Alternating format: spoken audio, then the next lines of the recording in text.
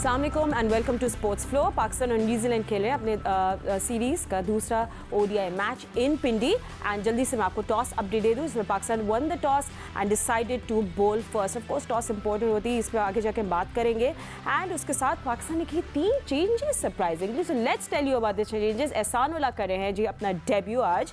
Abdullah Shafique and Usama Mir team में शामिल हो गए हैं एंड शादाब शाहीन और शान मसूद आज का मैच नहीं खेल रहे। हमारे एक्सपर्ट्स भी हमें अपडेट देंगे, but that's Shaheen Shah Afridi giving his debut cap to Ehsan Ullah. ये लेट्स सी एहसान उल्लाह आज के मैच में किस तरह परफॉर्म करते हैं। स्कोर अपडेट भी मेरे सामने है, 38 for 1 अभी चल रहा है 8th over. So that's the match update. हमारे एक्सपर्ट्स हमारे साथ मौजूद है, सो जल्दी से उनको इंट्रोड्यूस कर लेती हूँ। जो पहले मेरे साथ स्टूडियो में मौजूद है senior sports journalist Abdul Majid Bhatti, former test cricketer Sikandar Bakht ने मुझे ज्वाइन किया है एंड हमारे साथ वीडियो कॉल पे हैं former test cricketer Abdul Razzaq and मेरे साथ वापस स्टूडियो में ही मौजूद है Syed Yahya Husseini and telephone call पे हमें ज्वाइन किया senior sports journalist Aliya Rashid ने। Thank you everybody for joining us. मगर थोड़ा सा अपडेट ये है कि थोड़ा मैच जो है बीच में 6 मिनट के लिए रोका गया, तो क्यों हुआ इसकी थोड़ी अपडेट हम आपको दे दें। भट्टी साहब थोड़ा एक्सप्लेन कर देंगे। भट्टी साहब क्या हुआ कि ग्राउंड्समैन की तरफ से प्रॉब्लम हो गई थी कि नई पिच थी, बट जो 30 यार्ड का सर्कल है वो चेंज नहीं किया गया, तो फिर वो मैनुअली कर रहे थे या कुछ मसला हो गया। कैन यू एक्सप्लेन एग्जैक्टली, क्योंकि सबको मालूम करना है कि क्यों हुआ ये डिले। देखिए फातिमा, जो पिच होती है उसके अतराफ आपने एक तो बाउंड्री लाइन होती है, एक 30 गज का सर्कल होता है, वो जो फील्डर की रिस्ट्रिक्शन उस सर्कल के हिसाब से होती है। तो ये बेसिकली मिस मैनेजमेंट थी। मिस मैनेजमेंट इस लिहाज से कि इंटरनेशनल मैच है, पूरी दुनिया में इसकी कवरेज हो रही है। आईसीसी के जनरल मैनेजर वसीम खान आए हुए हैं, लेकिन जो ग्राउंड स्टाफ था उसने पिच तो तब्दील कर दी, लेकिन वो जो सर्कल पिछले मैच का था उस सर्कल को उन्होंने चेंज नहीं किया। तो मेरे ख्याल में पीसीबी को इसमें देखना चाहिए, क्योंकि जब पहला ओवर गुजर गया उसके बाद अलीम डार को ख्याल आया या अलीम डार को किसी ने निशानदेही करवाई कि भाई ये तो पिछले मैच के सर्कल से ही मैच शुरू कर दिया गया है, तो वो सर्कल जो था उसको फिर दोबारा से चेंज किया। तो मेरा ख्याल में ये छोटी छोटी चीज़ें हैं, लेकिन जब इंटरनेशनल मैचेस हो रहे होते हैं तो पीसीबी को इन चीज़ों को देखना चाहिए, क्योंकि पीसीबी का इतना बड़ा सेटअप है कि जहां मैच होता है पूरा कज़ाफ़ी स्टेडियम का हेडक्वार्टर उठ के उस सेंटर पे आ जाता है। हर बंदे के पास अलग गाड़ी होती है, 5 स्टार होटलों में रह रहे होते हैं, लेकिन इस किस्म की मिस मैनेजमेंट मेरा ख्याल जो भी जिम्मेदार है होना नहीं चाहिए। जी बिल्कुल। मैं इस पर बात करना चाहता हूँ। पीसीबी की बिल्कुल कोई गलती नहीं है। माजिद भट्टी साहब, आई एम वेरी सॉरी, आप बुरा ना बनाइएगा। ये सिर्फ और सिर्फ अंपायर और मैच रेफरी की है। हर इंटरनेशनल मैच से पहले एक दिन पहले वो आते हैं, पूरा नापते हैं। ये अंपायर्स और मैच रेफरी का काम होता है, ग्राउंड्समैन का भी काम नहीं होता। वो आकर मेरे सामने 10,000 दफ़ा मैं देख चुका हूँ कि वो नापते हैं और सर्कल बनाते हैं और वो एक एक चीज़ को देखते हैं। This is their job, not PCB job. नहीं, लेकिन इसमें देखिए क्रिस ब्रॉड जो मैच रेफरी है, तो उसकी गलती हो गई ना। वो तो पिछले 30 साल से मैच रेफरी हैं। दुनिया में सबसे ज्यादा इंटरनेशनल मैच खिलाए हुए। His fault. तो मतलब आपको लगता है एसओपीस बेसिकली फॉलो नहीं होते? एसओपीस फॉलो होते हैं, इसमें पीसीबी का कोई अमल दखल नहीं होता। वो पिच बना के, इसका मतलब कल ग्राउंड में फिर अंपायर्स और मैच रेफरी उन्होंने चेक नहीं किया। उन्होंने चेक नहीं किया, आए होंगे। उनकी ये ड्यूटी होती है कि एक दिन पहले मैच से आकर खड़े हों और वो आके चेक करते हैं। मैंने हमेशा देखा जब मैं टीम के साथ था, वो आके देखते हैं, अपने साथ मेजरिंग टेप लाते हैं, सर्कल को चेक करते हैं, सर्कल को देखते हैं, बाउंड्री देखते हैं, पिच को देखते हैं, everything. They even measure the crease को देखते हैं, नापते हैं। ये भी तो हो सकता है कि कल अंपायरों ने कहा हो कि वो ग्राउंड स्टाफ ने कहा हो कि पिछली पिच पर ही मैच होगा, आज सुबह उन्होंने ज़हन चेंज किया। I don't know that, whatever it is. वो आके क्रीज नापते हैं, क्रीज के बाद 4 फुट का जो एक एरिया होता है जो डेंजर एरिया, तो उस पर मार्क लगाते हैं। This is all done by the referee and the match मतलब match umpires and the referee. ठीक है, so someone will be answerable. PCB. Okay, someone will be answerable for this. और आज I think match report में जो होगी उसमें ये बात सामने आएगी, बैकग्राउंड होगा चेक कि क्या गलती हुई। बट मूविंग ऑन, चेंजेस की भी बात करेंगे पाकिस्तान टीम की, और रज़ाक भी हमारे साथ मौजूद है। रज़ाक, हम लोग कल बात कर रहे थे कि चेंजेस होनी चाहिए नहीं होनी चाहिए। हम लोग ने तो ये सोचा था चेंजेस बिल्कुल भी नहीं करेगा पाकिस्तान टीम, बट 3 चेंजेस काफ़ी डेयरिंग। मुझे जहाँ तक लग रहा है कि शाहीन फिट नहीं है। देखो, मैं सेलेक्टर था, रज़ाक साहब आप कह रहे थे ना, वो डायरेक्टर भी बना दिया आपने, मुझे पता नहीं सेलेक्टर भी। ये देखें वही 3 चेंजेस। मैं तो प्रेजेंटर हूँ ना, मैं उनसे पूछ लेती हूँ। मैं उनको याद दिला रहा हूँ। आईसीसी का रेफरी भी बना दिया है और अंपायर भी बना दिया है और हर चीज़ आप उसमें इंफॉर्मेशन आपको आप भी क्रिकेटर हैं, आपको भी पता होना चाहिए कि ये होता है कि नहीं होता। आप बताएं, तो आप इनपुट देना कि आप जाते हैं। ठीक है रज़ाक, अब चेंजेस की बात करें। अब्दुल्ला शफीक आ रहे हैं, I happy to see him come in, but बहुत सारे लोग अब आपको पता है शुरू हो गए हैं कि शान मसूद को क्यों ड्रॉप किया, उसका पहले ही उनका कॉन्फिडेंस शैटर्ड हुआ था, अब तो और ज़्यादा हो जाएगा। सो आपकी क्या टेक है चेंजेस के बारे में? It's just the second one day match. देखिए, पाकिस्तान के पास बेंच इतनी को अच्छी है, अगर चेंजिंग करते भी हैं तो कोई फर्क नहीं पड़ता। और सामा मीर बड़ा अच्छा परफॉर्म करते आ रहे हैं, उन्होंने न्यूजीलैंड के खिलाफ भी बड़ी अच्छी बॉलिंग की पहले भी, और ये कि उनको अपॉर्चुनिटी मिली। और अब्दुल्ला शफीक ने प्रूव किया कि वो बड़े अच्छे बैट्समैन है। पर बात फिर वही आ जाती है बैटिंग ऑर्डर की, कि वो Shan Masood through out open करते आ रहे थे पिछले 2 साल से। उनको जो पहले सिलेक्टर थे उन्होंने उसको कहा कि जी आप 2 डाउन खेल लें, मिडल ऑर्डर में खेलें। तो इस तरह की चीज़ें होती आ रही हैं। और बात यह है कि सैम यूब भी ओपनर थे, वो भी मिडल ऑर्डर में खेलना शुरू कर दिया। तो इस तरह की ये जो प्रॉब्लम नज़र आ रही हैं। अब जो प्लेयर परफॉर्म करता है वो कहता है कि जी ठीक है, जो नहीं करता वो कहता है मेरा बैटिंग ऑर्डर चेंज है।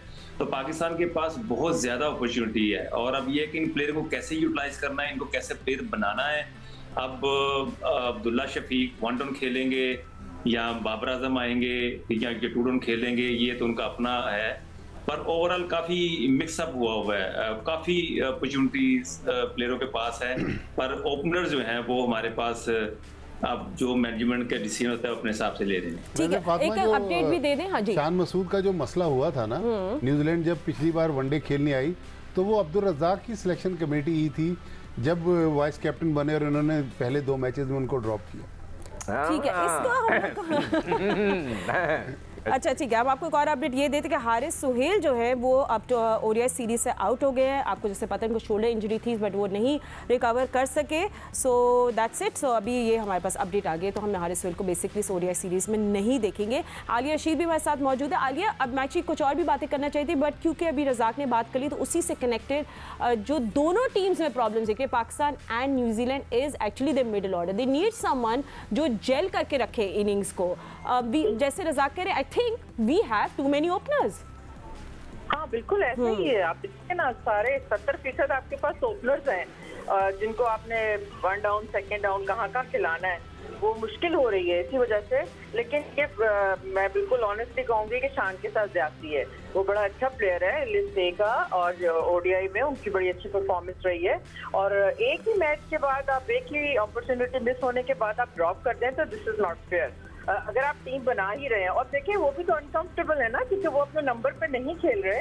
और ठीक है, रेड बॉल में वो बहुत अच्छे ओपनर के तौर पर खेलते रहे हैं, उन्होंने अपनी जगह बनाई थी। लेकिन वनडे वाइट बॉल में उन्होंने बड़ी मेहनत की इस पे आने के लिए वापस। तो थोड़ा सा मेरा ख्याल है उनको थोड़ा सा अलाउंस जरूर देना चाहिए। उसके अलावा फातिमा, एक चीज ये है कि जैसे देखिए रिजवान की इतनी शानदार परफॉर्मेंस जा रही है। एवरेज उनकी 65.33 अभी तक रही है, स्ट्राइक रेट 87.50, जो कि बेस्ट है टॉप 4 में पाकिस्तान की। तो वो 4थे नंबर पर खेल के सेट होकर इतने अच्छे एवरेज के साथ आपको दे रहे हैं स्कोर, तो आप उसको चेंज क्यों कर रहे हैं? फिर आप प्लेयर को, जो बंदा जहाँ सेटल्ड है, कम से कम उसको वहाँ खेलने दें, और नीचे एक फिनिशर जो है उसको आप निकालें। आपने आगा सलमान जो है वो भी कल बड़े अनकंफर्टेबल नजर आए थे। आई होप कि आज अच्छा खेलेंगे। और उसामा मीर की बहुत खुशी है कि मैं समझती हूँ वो बड़ी अच्छी परफॉर्मेंस देते आए। और शादाब जो है वो T20 के बहुत अच्छे बॉलर हैं। लेकिन देखें, अगर आपके पास ऑप्शंस हैं तो पाकिस्तान से बड़ी कोई चीज नहीं है। मेरा ख्याल है कि पाकिस्तान को जहां भी फायदा हो रहा है कि वनडे में आप उसामा मीर को चांस देते हैं, ये कोई जरूरी तो नहीं है ना कि हर तीनों फॉर्मेट में जो है वो एक ही टीम खेले। तो ये अच्छा चेंज है, एटलीस्ट बहुत अच्छा चेंज। ठीक है आलिया, हम और भी आगे बात करेंगे और एहसानुल्लाह के डेब्यू की बात करेंगे, बट थोड़ा सा आपको ये बताएं कि स्कोर की अपडेट साथ साथ देती है। 55 for 1 न्यूजीलैंड बैटिंग फर्स्ट, और हारिस विल को मिला, सही नाम नहीं लिया मैंने, हारिस राउफ को मिला ब्रेक थ्रू, जिन्हें विल यंग को आउट किया। विल यंग लास्ट मैच में इज क्वाइट डेंजरस, 86 रन उन्होंने बनाए थे। उनको चलता कि हारिस राउफ ने, एंड बेस्ट को वो विकेट भी हम लोग दिखाएंगे। He was try to draw outside the edge, और रिजवान ने उनका काम किया पूरा। ठीक है, can we show that wicket? ठीक है, विल यंग जो चलता किया हारिस रऊफ ने एंड यू नो बाकी काम of course behind the stumps it was Mohammad Rizwan and there is a breakthrough Pakistan got अभी 57 for 1 पे न्यूजीलैंड है। लेट्स सी उनके कौन से बैटर जो एक अच्छा टोन लगा देते हैं बिकॉज अभी आपको पता है कि batting second hand looks easier end of course due factor भी है। याया हमारे साथ मौजूद है। याया बहुत सारी हमारी होप्स एहसानुल्लाह के साथ भी हैं बिकॉज हम लोग चाहते हैं कि वो अभी इसी में अच्छा वार्म अप करें, उनकी लाइन लेंथ भी सही हो जाए and you know he makes it big because उनको अब अपॉर्चुनिटी मिली है to show his skill. Fatima अभी शुरू में आप एक बात कर रही थी, मैं सिर्फ उस पर एक क्लैरिफिकेशन देना चाहता हूँ। माजिद भट्टी साहब ने जो कहा कि पाकिस्तान क्रिकेट बोर्ड की बिल्कुल जिम्मेदारी है क्योंकि पाकिस्तान क्रिकेट बोर्ड इसका होस्ट है, लेकिन टेक्निकली सिकंदर बख्श साहब बिल्कुल बजा फरमा रहे हैं, लेकिन रिस्पॉन्सिबल कौन है? इस मैच के फील्ड अंपायर राशिद रियाज और अलीम डार साहब हैं और टीवी अंपायर जो है वो एहसन रज़ा हैं। आसिफ याकूब इस मैच के 4th अंपायर हैं और ये सारी रिस्पॉन्सिबिलिटी, ये नालायकी है कि ये जो हुआ है दायरे का मसला, ये आसिफ याकूब साहब जो कि इस मैच के 4th अंपायर हैं, ये उनकी रिस्पॉन्सिबिलिटी है कि मैच से पहले और मैच के दौरान जो बाहर चीज़ें हो रही हैं ये सारी चीज़ों पर नज़र रखना उनका काम था। अब आज की चेंजेस के हवाले से जो आप बात कर रही हैं, देखें फातिमा एक चीज़ बहुत वाज़ेह दिखाई दे रही है। शान जो है उनको आज आपने बाहर बिठाया है, उनको थोड़ा सा निगल भी था, उनको फिंगर में थोड़ा सा प्रॉब्लम था और शायद उनको मेरा ख्याल है कि इसलिए टीम में शामिल नहीं किया गया। बट शादाब खान को मुझे वाज़ेह तौर पर लग रहा है कि शादाब खान जो है, मुझे ये कहने में कोई आर महसूस नहीं हो रही कि वो बच रहे हैं और उनको वाज़ेह तौर पर ये लगा था कि जी जिस तरह उनकी पहले मैच में पिटाई हुई है कि इस पिच के ऊपर ना ही खेलो तो बेहतर है, वरना जिस टीम में रिजवान और बाबर अपनी जगह छोड़ने के लिए तैयार नहीं है वहाँ कैसे हो सकता है कि शादाब जो हैं वो छोड़ दें। ऑन एंड ऑफ अगर आप शादाब को देखें तो पिछले 3 साल में पाकिस्तान ने जितने वनडे खेले हैं 18 के करीब, उसमें से 10 मैच सिर्फ शादाब खेल पाए हैं। कहाँ वो इंजर्ड रहे हैं, कहीं उनके साथ कोई प्रॉब्लम हुआ है, इवन PSL में भी वो नहीं खेल पाए हैं। बाकी जो एहसानुल्लाह को आपने टीम में शामिल किया है, मेरा ख्याल है ये थोड़ा सा अनफेयर है उनके साथ भी और मोहम्मद वसीम जूनियर के साथ भी। एक सीनियर प्रो आपके पास मौजूद है और आप वर्ल्ड कप के लिए कॉन्टेस्ट कर रहे हैं, आप वर्ल्ड कप के लिए टीम बना रहे हैं। मैं एहसानुल्लाह के यहाँ पर बिल्कुल ख़िलाफ़ नहीं हूँ, लेकिन आप यहाँ पर एहसानुल्लाह को जो है वो अहमियत दे रहे हैं वसीम जूनियर के ऊपर। पहले आपने वसीम जूनियर को T20 टीम से बाहर किया, वो वर्ल्ड कप खेल कर आए हैं, अब आपने एहसानुल्लाह को। तो आप ये क्या मैसेज देना चाह रहे हैं कि जी जो चमकेगा हम उसको उसकी चमक से मुतासर हो जाएंगे? अगर आप शाहीन को नहीं खिला रहे थे तो फिर आपको वसीम जूनियर के साथ जाना चाहिए था, या तो फिर आप हारिस को भी ड्रॉप करते और उनकी जगह आप एहसानुल्लाह को टीम में शामिल करते। तो यहाँ पर आधा तीतर आधा बटेर है। सिर्फ यही बात है कि सिर्फ रिजवान और बाबर के अलावा इस टीम में सबकी जगह जो है वो पक्की नहीं है और कोई कभी भी इस टीम में से आउट हो सकता है। इंटरेस्टिंगली रिजवान का बड़ा मुझे like ODI is his format, बड़ा अच्छा प्रोग्रेस करे वो ODI में, so I don't see him going anywhere and he shouldn't, he is been averaging very good. But yeah let's go come back to changes. याया कह रहे हैं Wasim junior को तरजीह देनी चाहिए थी, हम एहसानुल्लाह को T20s नहीं खिलाए क्योंकि वनडे का वेट कर रहे थे, so there is some confusion. अभी और भी मैचेस हैं right, so there is no I don't see any problem, but do you see any problem? नहीं, देखिए जो मैंने टीम बना के दी थी वो प्रोड्यूसर साहब के पास पड़ी हुई होगी, इसमें मैंने शान को रखा था, मगर जो याया बात कर रहे हैं बिल्कुल सही कह रहे हैं, मैंने उनकी 2 उंगलियों को जुड़ी हुई देखी थी, तो इसका मतलब है कि चोट जब ज़्यादा होती है तो दोनों को जोड़ देते हैं टेप लगाकर, ताकि उसको मूवमेंट, तो उनको खेलना ही नहीं चाहिए था। अगर उनकी इंजरी थी, you have to be honest with the team, honest with your country, honest with yourself, कि आप उनको मना करते कि जी मेरी इंजरी हुई है, फील्डिंग में हो जाती है, कोई वो ऐसी नहीं। अभी देखें ना हारिस सोहेल बाहर हो गए, तो इस तरह हो जाता है, तो आपको कह देना चाहिए था। वो मेरे ख्याल से उसकी फिटनेस की बात है। बाकी टीम के सिलेक्शन में मेरे पास वसीम थे, एहसानुल्लाह थे और हारिस रऊफ थे इस टीम में। उसमें जो है नसीम शाह आ गए हैं, वसीम नहीं आया। उसामा मीर भी मेरी टीम में था, वो भी आज के मैच के लिए था, वो यही मैंने बताया। जो ओनली थिंग देखें, रिजवान सेट, बाबर सेट, हमारे स्टार हैं, हमें क्या बनाना है उनके बाद जब वो फेल हो जाते हैं। जैसे कि एशिया कप में बाबर ने सिर्फ 68 रन बनाए थे, फेल हो गए थे। वर्ल्ड कप में 127 रन, वहाँ पर भी वो कामयाब नहीं हुए। तो नीचे वालों को हमने बनाना है, मजबूत करना है। तो मैं ये चाहूँगा Babar and the new Rizwan, आपने रिजवान और बाबर थोड़ा सा नीचे हो जाएं, ठीक है, अब्दुल्ला को ऊपर कर दें 1 डाउन, और आगा सलमान को खिला के देख लेना।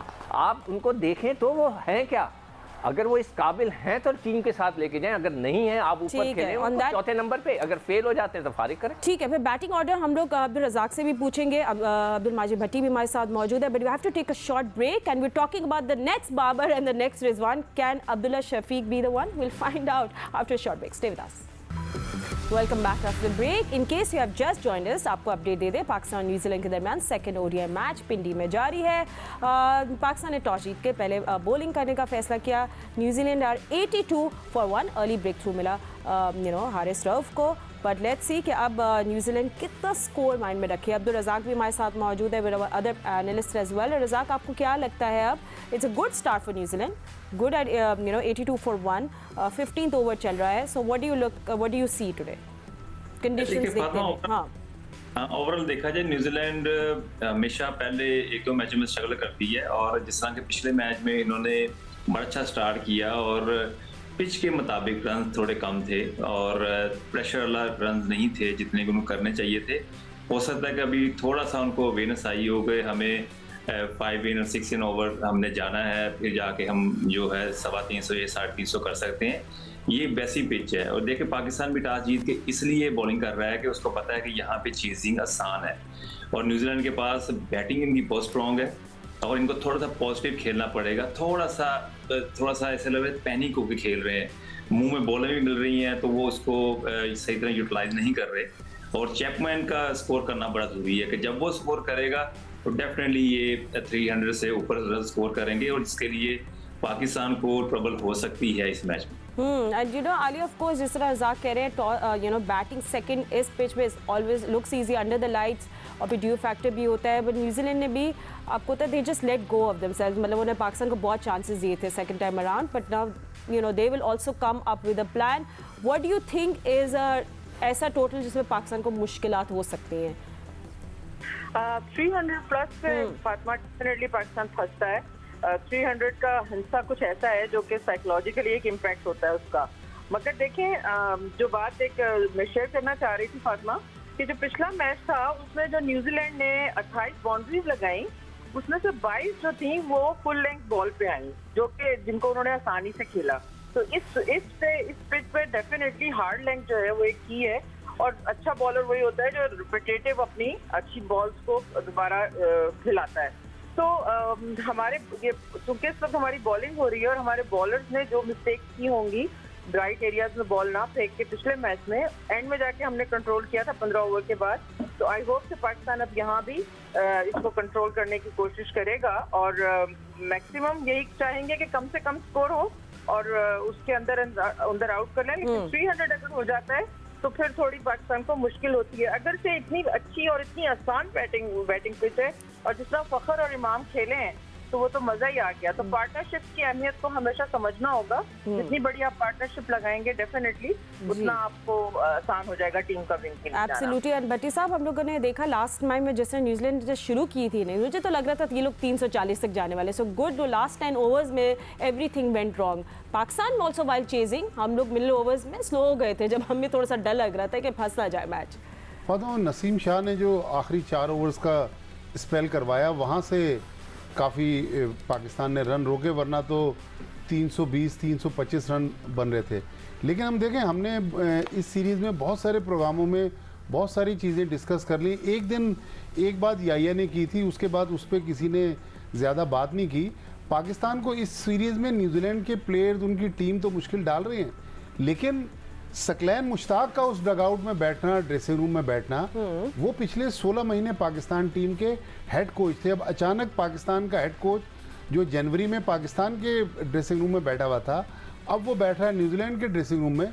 तो पाकिस्तान का जो माइंडसेट है, पाकिस्तान की जो प्लानिंग है, मेरे ख्याल में वो डेंट डाल रहा है सकलैन मुश्ताक का वहाँ होना। क्योंकि सकलैन मुश्ताक को एक इनकी बॉडी लैंग्वेज पता होगी कि अब सिचुएशन ये है, ये प्लेयर ये करेगा या इस प्लेयर के साथ इस तरह खेलना चाहिए। तो सकलैन मुश्ताक का उस तरफ होना, ये मेरे ख्याल में पाकिस्तान टीम के लिए इस सीरीज़ में मुश्किल डाल रहा है। वरना न्यूजीलैंड के 9 प्लेयर्स के ना होने के बाद तो पाकिस्तान को ये सीरीज़ T20 भी आसानी से जीतना चाहिए थी। वनडे में तो चले एक मैच पाकिस्तान ने जीत लिया, वनडे में भी मेरे ख्याल पाकिस्तान को मुश्किल होनी नहीं चाहिए। अच्छा, यानी आपको लग रहा है कि वनडे में मुश्किलात होंगी पाकिस्तान टीम को? देखो तो पाकिस्तान टीम स्टार्ट अच्छा लेती है, लेकिन उसके बाद फिर सामने वाली टीम जो है वो डोमिनेट करती है।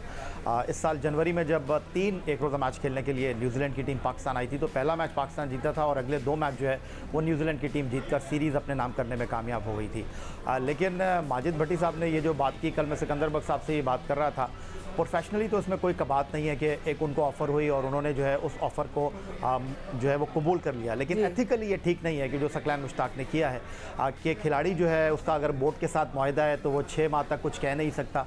तो सकलैन मुश्ताक साहब के इस एक्ट के ऊपर तो मैं ये कहूँगा एथिकली ये ठीक नहीं है। लेकिन ये कहना है कि सकलैन मुश्ताक साहब हमारी चीज़ों को आइडेंटिफाई कर रहे हैं, अगर वो इतने बड़े कोच होते तो पहली बात यह कि पाकिस्तान क्रिकेट बोर्ड उनसे जान नहीं छुड़ाता, और दूसरी बात यह कि अगर वो इतने अच्छे कोच होते तो इस साल जनवरी में हम न्यूजीलैंड के साथ जो है वो वनडे सीरीज़ नहीं हारते। अगर वो इतने अच्छे कोच होते तो हम इंग्लैंड के साथ जो है वो 7 T20 मैचों की सीरीज़ जो है वो 3-4 नहीं हारते। अगर वो इतने अच्छे कोच होते तो हम इंग्लैंड के खिलाफ 3 टेस्ट मैच जो है 3-0 नहीं हारते। खैर ये तो मेरी एक ऑब्जर्वेशन थी। बट जहाँ तक आप इस वनडे सीरीज़ की बात कर रही हैं, देखिए फातिमा, पिछले मैच में जो इमामुल हक और उनके साथ फ़खर ने पाकिस्तान को एक अच्छा स्टार्ट फराम किया था 124 रन्स का, और ये दोनों तवातुर के साथ पाकिस्तान के लिए इनिंग का आगाज़ कर रहे हैं वनडे क्रिकेट में। लेकिन अगर आप न्यूजीलैंड के बॉलर्स की बॉलिंग देखें तो वो उनके फेवरेट एरियाज़ में बॉल कर रहे थे, ऑफ स्टंप पर वो बॉल नहीं कर रहे थे, लेग साइड पर दोनों बहुत अच्छे हैं, दोनों को उन्होंने वहाँ पर बॉल किया। और जहाँ तक ये बात है कि अगर पाकिस्तान टीम को 300+ के बाद चेस करना है, वाह, पाकिस्तान के पास आईसीसी वनडे रैंकिंग के नंबर 1 बैट्समैन बाबर आजम मौजूद हैं, पाकिस्तान के टॉप बैटर रिजवान मौजूद हैं, तो चाहे 300 हो, चाहे 325 हो, चाहे 340 हो, पाकिस्तान को तो चेस करना चाहिए। बाबर आजम को सिंगल हैंडेड पाकिस्तान को मैच जिताना चाहिए, किस बात का डर है? फिर आपके पास फ़खर जमान है, अच्छी फॉर्म में इमामुल हक है, व्हाई नॉट? आपके पास top batsman, no why not, we love a daring score, why not, हम ब्रिंग इट ऑन करके दिखाएंगे। बट या सिको, ये जो बाकी मुझे, मैं से आपको पहले से वार्निंग कर, we will talk about this later because मैं थोड़ा सा करंट मैच में वापस आ जाना, वो भी बात कर लें। और जो डेंट भी आप कह रहे हैं कि सकलैन मुश्ताक जो गुर बता रहे होंगे तो डेंट पड़ जाएगा पाकिस्तान, चले आप वो भी बात कर लें जल्दी से। मैं बोल रहा हूँ जितनी बातें याया ने की मैं उसको सेकंड कर रहा हूँ, ठीक है, कि अगर वो इतने अक्लमंद होते तो पाकिस्तान, इसका मतलब है कि जो चीज़ें न्यूजीलैंडर्स को बता रहे हैं वो फौरन पिक कर रहे हैं, वो जो हमें बता रहे थे हमारे लड़कों को वो कोई भी नहीं पिक कर रहा। एंड सिको एथिक्स का आई काइंड ऑफ चैलेंज है बिकॉज़ फ्रैंचाइज क्रिकेट और इसमें तो हम देखते आ रहे हैं ना कि कोचेस इधर से उधर होते हैं। सकलैन मुश्ताक का रिकॉर्ड तो उठा के देखें ना एज ए पाकिस्तान कोच, ठीक है। सकलैन मुश्ताक ने आपको एशिया कप का फाइनल खिलाया, वर्ल्ड कप का फाइनल खिलाया, ऑस्ट्रेलिया के खिलाफ होम सीरीज में उनका रिजल्ट देख लें, ऑस्ट्रेलिया के खिलाफ हमने वनडे सीरीज 2-1 से जीती, वेस्ट इंडीज को 3-0 हराया, नेदरलैंड को 3-0 हराया, तो बुरी परफॉर्मेंस नहीं थी उनकी। नहीं, बुरी नहीं थी, मगर आपने अभी बोला ना कि उनको बातें सारी समझ में आ रही है। हमारे can we talk about this in another show because थोड़ा सा मैच है, वाली शो एंड ये कहना चाहता हूं कि अभी मैच की सिचुएशन, मैच की सिचुएशन में चाहे 300 रन बने या 400 रन बने, आप अब्दुल्ला शफीक और सलमान आगा को बाबर और रिजवान से ऊपर भेजें। हमें पता होना चाहिए, देखें ना, एक का तो पता लग गया हारिस सोहेल अनफिट हैं, चले गए, फारिग हो गए। हमें अब एहसानुल्लाह का पता चल रहा है कि अच्छा मैच खेल रहा है, नर्वस हो रहा है, he is nervous, he is not bowling to a proper line, इसकी स्विंग खत्म हो गई है, बाउंस खत्म हो गया है। तो we have to find out about the players. World cup पे ले जाने से पहले इनको आप खिलाकर देख लें। इसलिए मैं समझता हूँ कि इफ्तिखार यहाँ पे मिसिंग है। मिडिल ऑर्डर में इफ्तिखार को भी एक आधा मैच देना चाहिए था, वो ज्यादती हुई है उसके साथ। तो मेरी सिर्फ ये कहना है कि बिल्कुल बाबर और रिजवान थोड़ा नीचे आ जाएं, इनको खेलने दें। ठीक है भाई, आप बोलें जाओ करके दिखाओ, ताकि अगर आप अच्छे हैं तो हम आपको वर्ल्ड कप में ले जाएं। भाई ये होना चाहिए ना क्राइटेरिया। हम लोग क्योंकि साथ साथ मैच भी देख रहे हैं। 88 for 1 है रज़ाक का इस वक्त न्यूजीलैंड का स्कोर। आपके बॉलर्स हैं, अभी क्या एडवाइस देनी चाहिए कैप्टन को? आपको पता, आपको यू नो, और अभी विकेट्स नहीं मिले, you desperately need a wicket, you know, तो क्या मैजिक करना चाहिए बाबर को? किसको आके बॉलिंग करनी चाहिए? And what kind to bowling should Ehsanullah do, क्योंकि उनके तो अभी डेब्यू है ओडीआई में। देखिए फातिमा, ओवरऑल नसीम शाह से इनको सीखना चाहिए, जिस तरह की ये लेंथ पे बॉलिंग कर रहा है। ये पिच डेड पिच है, इसमें आप विकेट लेने के लिए कोशिश करते हैं तो आपका बॉल मुंह में गिरता है, तो इससे रन आते हैं। तो न्यूजीलैंड के जो बैटर हैं वो बिल्कुल स्टडी क्रिकेट खेलते हैं। इनको ये होता है कि थोड़ा सा बॉल पीछे गिर गया तो ये फौरन अपने बैट को डेड कर लेते हैं, उसको इम्प्रोवाइज नहीं करते। इनको अच्छे बॉल को बैट बॉल बनाना नहीं आता। यहाँ पे वो थोड़ा सा लैग कर रहे हैं, पर जिस तरह की नसीम शाह बॉलिंग कर रही है, इसी लेंथ पे ही बॉलिंग करनी चाहिए इनको, क्योंकि यहाँ पिच में कुछ भी नहीं है। अगर देखा जाए, अगर सेकंड बॉलिंग आती है तो वहां पे बहुत स्किट होता है, बल्ले पे आता है तो और पेस बढ़ जाती है रन करने की। इसलिए पाकिस्तान को सेकंड बैटिंग में बड़ी आसानी हो रही है। नॉर्मली अगर देखा जाए किसी भी जगह पे आप चले जाएं तो 280 या 90 स्कोर करना चेजिंग में हमेशा मुश्किल करता है, क्रिएट करता है, कि वहां पे टॉस जीत के प्रेफर करता है कि पहले बैटिंग कर ले। तो यहाँ सिचुएशन डिफरेंट है, जिस लेंथ पे नसीम शाह बॉलिंग कर रहे हैं उसी लेंथ पे करें और खिंचे हुई लेंथ पे बॉलिंग करते रहे, जिससे न्यूजीलैंड को काफी प्रॉब्लम जी। और रज़ाक वैसे मैं आपसे ज़रूर इस बारे में बात करें, जैसे नसीम शाह आए थे शुरू में, वो बहुत रॉ थे, you know all over the place, जिस तरह उन्होंने अपने आप को पॉलिश किया और अब वो इतनी एक्यूरेट बॉलिंग करे, इतने कॉम्पैक्ट लाइन ने देख के बहुत अच्छा लग रहा है जितनी उन्होंने अपने आप पे मेहनत की है। Too good to see him like that. देखिए नसीम शाह की अगर बात करते हैं, ये बॉलिंग जो है ना, ये बड़ा मुश्किल काम है, बड़ी मुश्किल फील्ड है। इसमें अपने आप को डिसिप्लिन रखना, अपनी फिटनेस को अप टू मार्क रखना, अपने आप को मेंटली तौर पे स्ट्रांग रखना, ये बड़ा ज़रूरी है। हमारी ये प्रॉब्लम होती है जब थोड़ा सा हमारी परफॉर्मेंस होती है, हम रिलैक्स हो जाते हैं। अगर आपका एक एम होना चाहिए कि आपने वर्ल्ड में नंबर 1 बॉलर बनना है, तो उसके लिए मेहनत करनी पड़ती है। हमारी ये मेहनत नहीं करते, इसलिए इनका ग्राफ नीचे गिर जाता है। ठीक है, he was definitely very crisp. Let's see आज क्या होता है मैच का। ऑफ कोर्स हमारी eyes will be on the match, हम आपको मिलेंगे कल पोस्ट मैच शो में। माय एनालिस्ट, आप सबका बहुत शुक्रिया। Thank you all for joining us. We'll see you tomorrow and good luck team Pakistan. अल्लाह हाफिज़।